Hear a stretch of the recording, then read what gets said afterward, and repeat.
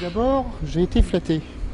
J'ai été flatté, pourquoi? Parce que c'est toujours agréable de savoir que 20 ans après, on marque des gens que d'ailleurs soi-même on a complètement oubliés. Je ne me souviens même plus qu'ils existaient, mais eux se souviennent encore de moi. C'est flatteur. Savoir que pour une certaine catégorie de personnes, je suis catégorisé comme je suis l'antéchrist, c'est sympa aussi, c'est flatteur.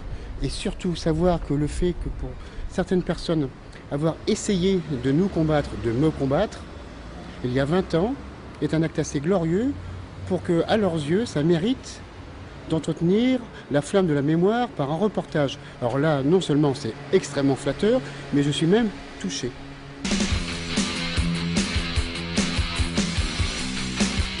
Si j'ai accepté d'être interviewé, c'est pour plusieurs raisons. La première, c'est parce que comme tout bon citoyen français, je me dois de lutter contre le révisionnisme. Et donc quand j'ai vu ce DVD, c'est vrai qu'il y a tellement d'absurdités que ça en devenait à la base ridicule et ensuite énervant. Mais sinon, je trouve pathétique de parler de combat d'il y a 20 ans. Ce trip d'anciens combattants, je le trouve un peu ridicule aussi. On me parle d'histoires d'il y a 20 ans, d'anecdotes, de légendes urbaines que personne d'autre qu'eux-mêmes ne connaissent. Pendant des heures, et on ne parle pas de quelque chose d'intéressant, c'est que sont devenus tous ces cas sociaux. Tout s'est décalé, tout s'est raté.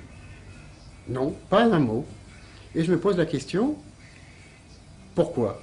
Et la seule réponse qui me vient, c'est parce que sûrement, évidemment, il n'y a rien à dire.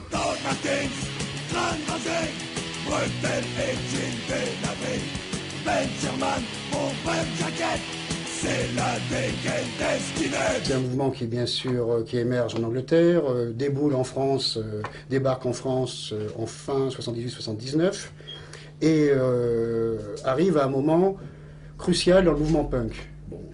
À ce moment-là, le mouvement punk se scinde en deux parties. La première partie, c'est les crasseux, enfin du groupe Crass. Ils vivent essentiellement en communauté, enfin ils montent des communautés, des squats, ou qu'ils développent économiquement, et développent une idéologie qu'on pourrait dire post-baba. D'un autre côté, d'autres punks, plus nihilistes, se refusent à rentrer dans ce carcan et préfèrent la violence. Pour se différencier, ils se rasent le crâne et adoptent une nouvelle tendance, le skinhead.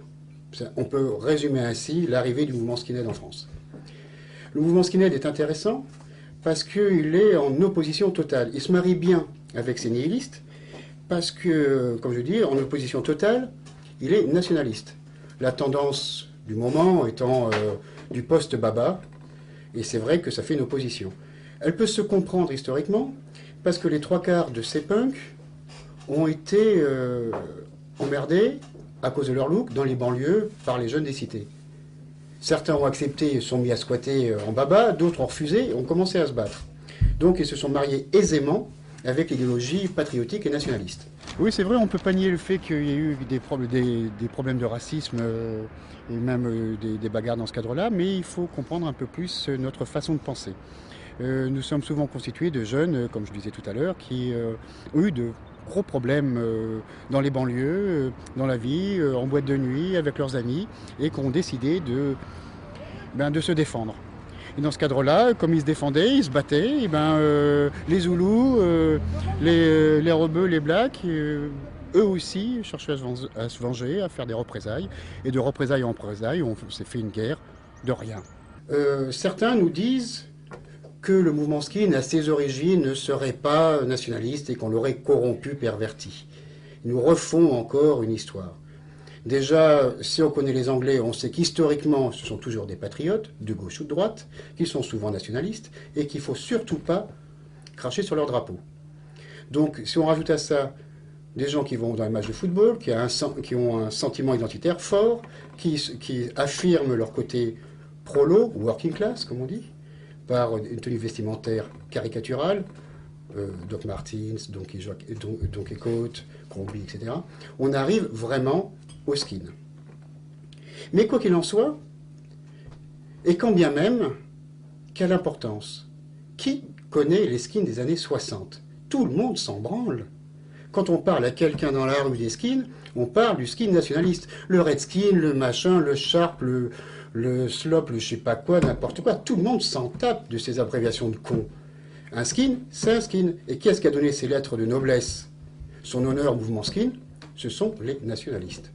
Un point, c'est tout. En août 1983, j'ai participé à un stage de survie au Pays de Galles. Et c'est là où j'ai rencontré tout d'abord les membres de la Ligue de Garde, qui était le service d'ordre du British Museum. Et ensuite, le week-end, sont arrivés des skins londoniens qui ont passé la fin du stage avec nous. Comme après, je devais rentrer sur Londres pour prendre mon train et repartir sur la France, ils m'ont proposé de me ramener du Pays de Galles jusqu'à Londres. Donc j'ai passé plusieurs heures avec eux dans un camion de déménagement qu'ils avaient loué pour la circonstance, dans laquelle ils avaient aussi installé un ghetto blaster qui jouait de la musique skin. Musique skin qu'à l'époque je ne connaissais pas du tout, puisque j'étais surtout fan de hard rock. Et ils ont répondu très gentiment à mes questions, savoir ce que c'était la musique skin, savoir qu'est-ce que c'était le mouvement skin, que en fait je ne connaissais que de oui dire et de ce que j'avais pu lire dans la presse nationaliste. Non. Tous les skins d'Europe à l'époque avaient les yeux fixés vers l'Angleterre. C'était notre mec à nous.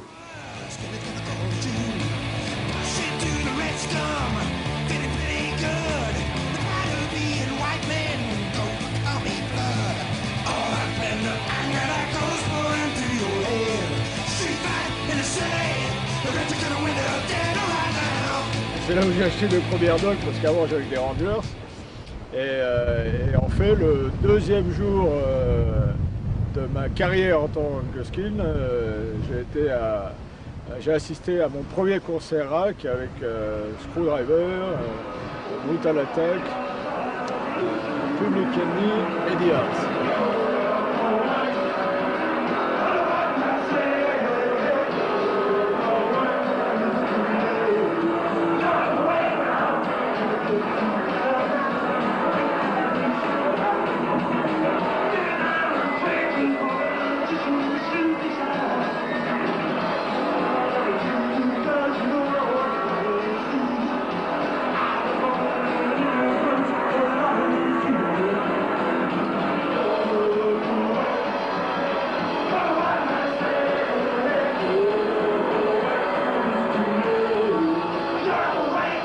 Tout ce qui était skin était au minimum patriotique.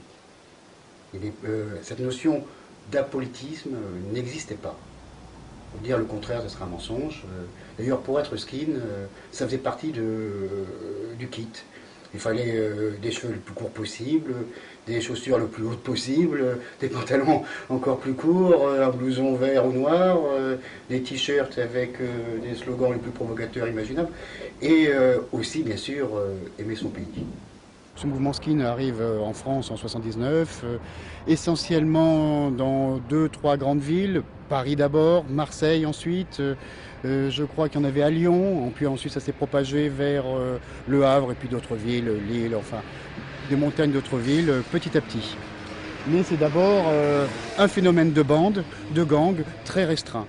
Moi j'ai découvert ça par rapport au football, parce que il y avait à Lille, depuis 84, il y avait des supporters de foot qui étaient plutôt calqués sur le modèle anglais, donc les mecs étaient plutôt en bomber, sans doc, tout ça. Et puis moi à l'école, il y avait un mec qui allait là, et puis qui était venu me prendre à partie, parce que j'avais une écharpe un peu particulière, donc j'étais gamin à l'époque.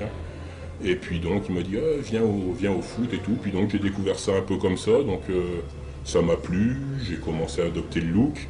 Bon, clairement, il n'y avait pas d'idée prédéfinie ou d'embrigadement de tel ou tel parti, comme on l'a tant dit, comme on l'a souvent dit. Je n'estime pas avoir été manipulé par qui que ce soit, mais voilà, quoi, c'est venu tout doucement. J'ai commencé, j'ai aimé le délire. Bon, effectivement, il y avait le côté provoquant, il y avait le côté violent. C'était les copains, c'était la fête, on était un groupe, on était une communauté. J'avais 13-14 ans, j'étais que pont et je passais dans la rue, je suis tombé sur celui qui a mené le skin dans la région, qui m'a regardé en rigolant, plutôt goguenard. sans animosité finalement. Pour lui, j'étais un gamin, quoi. Il avait 20 ans, il n'a pas abusé de sa force.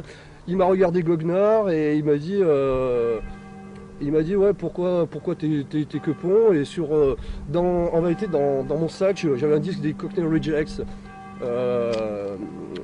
Il m'a dit mais pourtant t'écoutes de ça. Et puis bon, il m'a appelé, il m'a dit si tu veux on peut se revoir. J'ai rencontré donc les quelques Nusks qui étaient du coin. Ils étaient 2-3 puisque c'était tout au début, c'était dans les années 83-84 et j'ai commencé à sympathiser avec eux et c'est comme ça que j'ai été amené à réfléchir sur l'état d'esprit des bandes. Mais à l'époque il n'y avait pas encore cette divergence Quepon, Nusk et ainsi de suite. Avec un collègue là, on a vu des reportages 87 quoi. Hein. On s'est rasé la boule, on s'est acheté des bombers, des docks. Il faut dire que c'était une époque de bandes. Il y avait un peu de tout, New Wave, Cold, Bad Kev, Psycho, Punk. Comme nous on avait un peu on voulait sortir un peu du côté look et simplement musical. Le côté skin, ça nous correspondait plus. Il y a sur Paris, au début des années 80, quand je rencontrais ce mouvement et que je l'ai suivi, il y avait 4 bandes principales. La première était au Halles, la deuxième à Bon-Sergent, la troisième à Tolbiac et la quatrième à Saint-Michel. Je suis allé directement au Halles comme tout le monde, parce que d'abord c'est central quand on vient de banlieue. Je venais de Bagnolet. Je suis arrivé au Halles, j'ai rencontré les skins des Halles.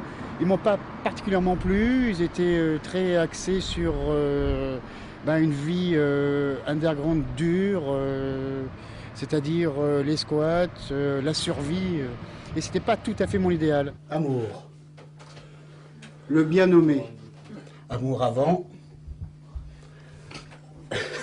amour après. Bien.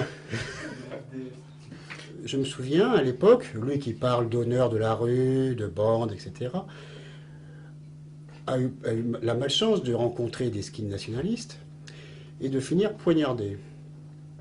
Ça ne l'a pas empêché, une fois qu'il est sorti de l'hôpital, de porter plainte, de les reconnaître à la police et à la justice sans aucun problème. Son pseudo, son surnom n'est pas innocent. On l'appelle Amour parce que... Et lui-même ne l'a jamais vraiment accepté. C'est un homosexuel refoulé, tout le monde le sait, même plus que refoulé, mais il ne l'a jamais accepté. Un autre encore, le skin préhistorique, Farid, qui un jour levait le bras, un autre jour parlait d'identité berbère, nous prouve par là qu'il a un grave problème d'identité. D'ailleurs, qu'il a mené à une toxicomanie lourde et dans l'état où il est actuellement au bout de 20 ans. D'ailleurs, dans l'anecdote, il est amusant de voir que dans le même DVD, il interviewe et le montre en train de se faire shooter par un JNR. Parce que le mec en blanc qui se fait shooter par un pote à moi, Franck en l'occurrence, c'est lui. C'est pas très sympa pour lui, il ne voit pas tellement l'intérêt. Mais enfin bon, ils ont une logique qui n'est pas tout à fait la même que la nôtre.